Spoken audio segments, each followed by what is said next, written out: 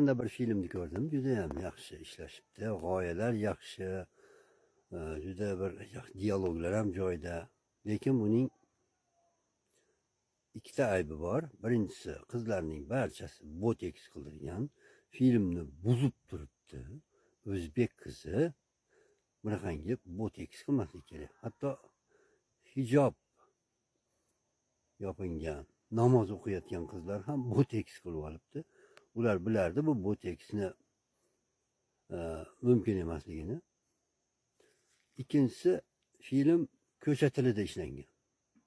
Ko'cha tili. Adabiy til qolib ketgan, oyoq osti bo'lib ketgan. Ko'rmaymiz.